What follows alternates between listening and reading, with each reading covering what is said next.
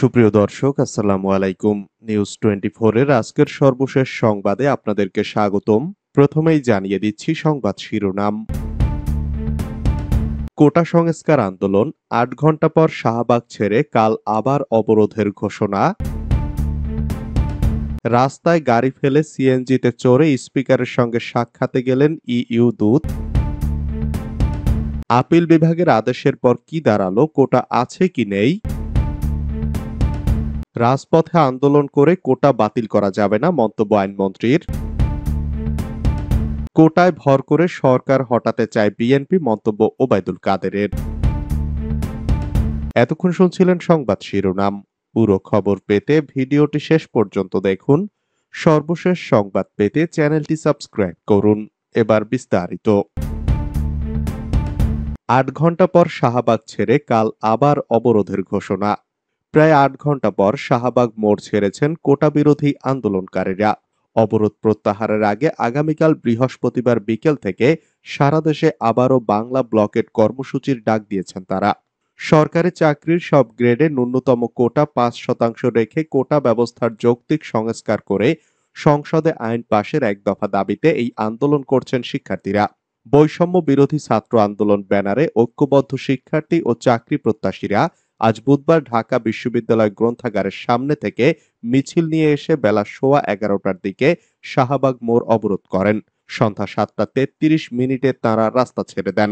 অবরোধ প্রত্যাহারের আগে বৈষম্য বিরোধী ছাত্র আন্দোলনের অন্যতম সমন্বয়ক আসিফ মাহমুদ বলেন, আগামীকাল বেলা 3:30 থেকে সারা দেশে রেলপথ ও সড়কে বাংলা ব্লকেট কর্মসূচি অব্যাহত থাকবে। বেলা 3:30টায় ঢাকা বিশ্ববিদ্যালয় গ্রন্থাগারের সামনে থেকে মিছিল নিয়ে ব্লকেট কর্মসূচির মিছিল শুরু হবে। সারা দেশে শিক্ষার্থীরা তাদের নিকটস্থ পয়েন্টে ব্লকেট কর্মসূচি পালন করবেন। রাস্তায় গাড়ি ফেলে সিএনজিতে চড়ে স্পিকারের সঙ্গে সাক্ষাতে গেলেন ইইউ রাষ্ট্রদূত। সরকারি চাকরির সব গ্রেডে কোটা পদ্ধতির যৌক্তিক সংস্কার চেয়ে রাজধানীর গুরুত্বপূর্ণ সড়ক অবরোধ করে রাখেন বিভিন্ন প্রতিষ্ঠানের শিক্ষার্থীরা। এতে রাজধানী জুড়ে তীব্র যানজটের সৃষ্টি হয়। যানজটে প্রাইভেট কার নিয়ে ঢাকা এক্সপ্রেসওয়েতে আটকা পড়েন ইউরোপীয় ইউনিয়নের বিদায়ী রাষ্ট্রদূত চার্লস হোয়াইটলি। পরে সড়কে কিছু সময় হেঁটে সিএনজি ভাড়া করেন তিনি। এরপর স্পিকার ডক্টর শিরীন শারমিন চৌধুরীর সঙ্গে সাক্ষাৎ করেন তিনি। বুধবার স্পিকার শিরীন শারমিন চৌধুরীর সঙ্গে বিদায়ী সাক্ষাৎ করেন বিদায়ী রাষ্ট্রদূত চার্লস হোয়াইটলি। স্পিকারের সঙ্গে সাক্ষাৎ শেষে এক্স হ্যান্ডেলে এ সংক্রান্ত 2টি পোস্ট করেছেন রাষ্ট্রদূত হোয়াইটলি। একটি ভিডিও পোস্ট করে রাষ্ট্রদূত লিখেছেন, প্রতিবাদের কারণে আমরা এক্সপ্রেসওয়েতে গাড়িটি ছেড়ে দিয়েছিলাম এবং সিএনজির মাধ্যমে স্পিকারের সঙ্গে সাক্ষাৎ করেছি। ওই ভিডিওতে দেখা যায় রাষ্ট্রদূত এক্সপ্রেসওয়ের উপর দিয়ে হেঁটে নিচে নামছেন, পরে সিএনজি চড়ে গন্তব্যের উদ্দেশ্যে রওনা দিতে দেখা যায়।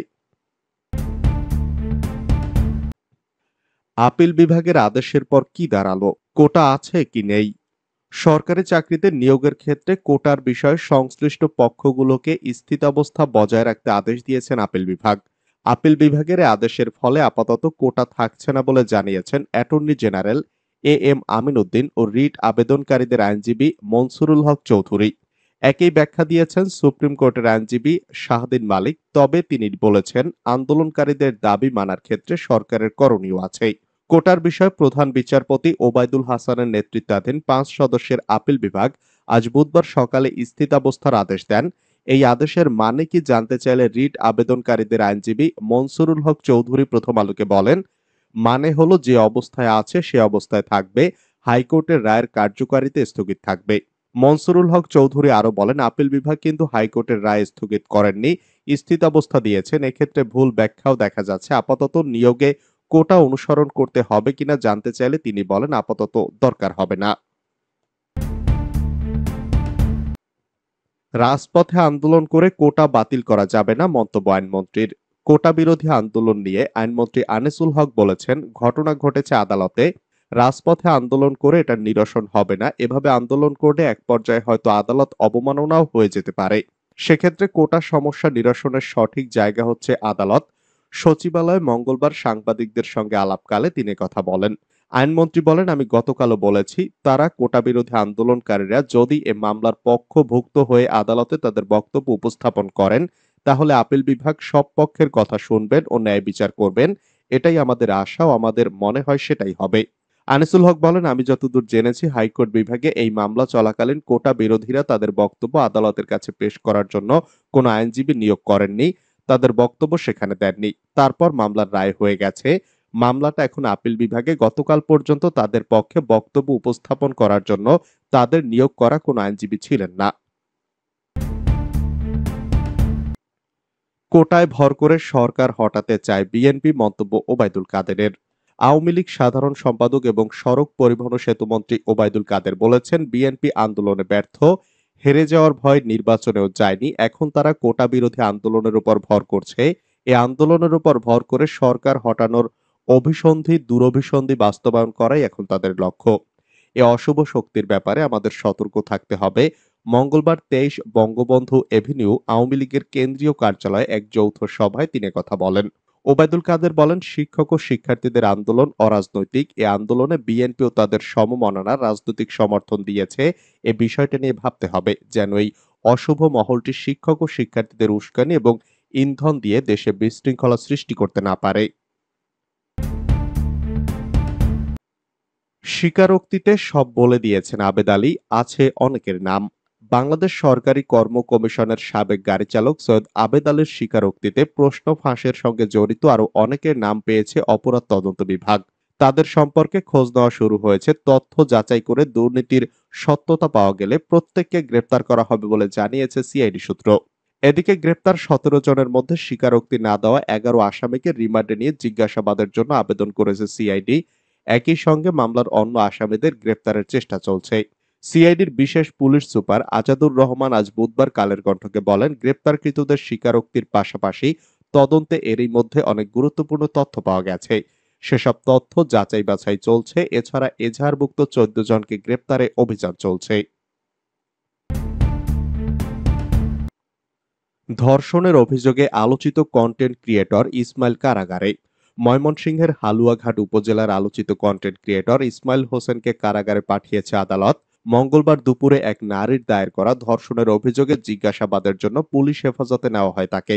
পরে বুধবার সকালে আদালত তাকে কারাগারে পাঠানোর নির্দেশ দেন। জানা যায়, মঙ্গলবার সকালে ভুক্তভোগী এক কিশোরের মা বাদী হয়ে হালুয়াঘাট থানায় একটি লিখিত অভিযোগ দায়ের করেন। পরে ইসমাইলকে জিজ্ঞাসাবাদের জন্য পুলিশ হেফাজতে নেওয়া হয়। ইসমাইল মেয়েটিকে স্ত্রী দাবি করলেও কোনো প্রমাণ দেখাতে না পারায় পরে তার বিরুদ্ধে মামলা করা হয়। তবে ঘটনাটি ধর্ষণ কিনা তা খতিয়ে দেখা হচ্ছে বলে জানান হালুয়াঘাট থানার ওসি মোহাম্মদ মাহবুবুল হক।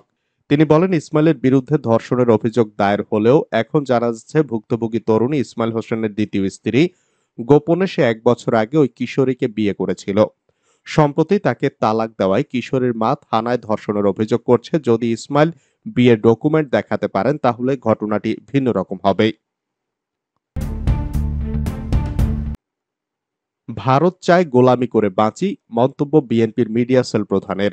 বিএনপির মিডিয়া সেলের প্রধান প্রফেসর ডাক্তার মওদুদ হোসেন আলমগীর পাভেল বলেছেন, দেশটা নিয়ে গভীর ষড়যন্ত্র চলছে।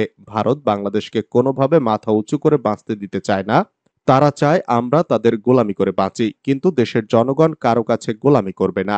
বুধবার ঢাকা রিপোর্টার্স ইউনিটিতে ভারতের সঙ্গে স্বাধীনতা ও সার্বভৌমত্ব বিরোধী চুক্তি ও সমঝোতায় নাগরিক সমাজের উদ্বিগ্নতা ও করণীয় শীর্ষক আলোচনা সভায় এসব কথা বলেন বিএনপির মিডিয়া সেলের আহ্বায়ক মওদুদ হোসেন আলমগীর পাভেল। সভার আয়োজন করে আগ্রাসন বিরোধী নাগরিক সমাজ। মওদুদ হোসেন আলমগীর পাভেল বলেন, আধিপত্য ও আগ্রাসনের বিরুদ্ধে যে লড়াই দেশে শুরু হয়েছে, এই লড়াই থেকে আমাদের পেছনে যাওয়ার সুযোগ নেই। এই লড়াইকে আমাদের ছাত্র তরুণদের অংশ নিতে হবে। ঢাকা ও আশপাশে ঘর ভাড়া নিয়ে উত্তর মুখস্থ করাতেন আবেদ আলীরা। বাংলাদেশ রেলওয়ের উপসহকারী প্রকৌশলী পদে নিয়োগ পরীক্ষার ২ দিন আগে ফাঁস করা প্রশ্নের উত্তর মুখস্থ করাতে টাকার বিনিময়ে চাকরি প্রার্থীদের জন্য কক্ষ ভাড়া নিয়েছিলেন সৈয়দ আবেদ আলী।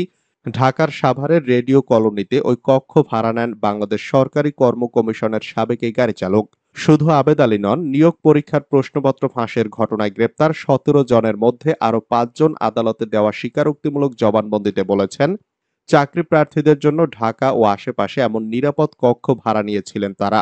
মঙ্গলবার ঢাকার চিফ মেট্রোপলিটন ম্যাজিস্ট্রেট আদালতে তারা এই জবানবন্দি দেন বলে আদালত ও সিআইডি সূত্রে জানা গেছে। সিআইডির কর্মকর্তারা জানান, ২০০৫ সাল থেকে ক্যাডার ও নন ক্যাডারের অন্তত ৩০টি নিয়োগ পরীক্ষায় প্রশ্নপত্র ফাঁসের সঙ্গে গ্রেপ্তারকৃত ব্যক্তিরা জড়িত। দেশবিরোধী চুক্তি থেকে দৃষ্টি সরাতে ইস্যু তৈরি করছে সরকার, দাবি রিজভীর। বিএনপির সিনিয়র যুগ্ম মহাসচিব রুহুল কবির রিজভী বলেছেন, দেশবিরোধী চুক্তি থেকে জনগণের দৃষ্টি সরাতেই পরিকল্পিতভাবে বিভিন্ন ইস্যু তৈরি করছে সরকার। আজ বুধবার খালেদা জিয়ার রোগ মুক্তি কামনায় রাজধানীর রামপুরার একটি মাদ্রাসায় মিলাদ মাহফিলে বিএনপির সিনিয়র নেতা এসব কথা বলেন। রুহুল কবির রিজভী বলেন, প্রতি মুহূর্তেই বিএনপির উপর আক্রমণ চালাচ্ছে ক্ষমতাসীনরা, বেগম জিয়াকে হত্যার ষড়যন্ত্র করছে তারা। ভারতের সঙ্গে রেল করিডোর সমঝোতা বাংলাদেশের সার্বভৌমত্বের জন্য হুমকি। ট্রেনে করে সামরিক সরঞ্জাম বহন করবে ভারত সরকার, পূর্বাঞ্চলের রাজ্যগুলোকে মোকাবেলা করতে বাংলাদেশকে ব্যবহার করবে তারা। বিএনপি চেয়ারপারসন সাবেক প্রধানমন্ত্রী বেগম খালেদা জিয়ার রোগ মুক্তি কামনায় বাংলাদেশ জাতীয়তাবাদী মৎস্যজীবী দল কর্তৃক আয়োজিত দোয়া ও মিলাদ মাহফিলে প্রধান অতিথি হিসেবে উপস্থিত ছিলেন বিএনপির সিনিয়র যুগ্ম মহাসচিব অ্যাডভোকেট রুহুল কবির রিজভী।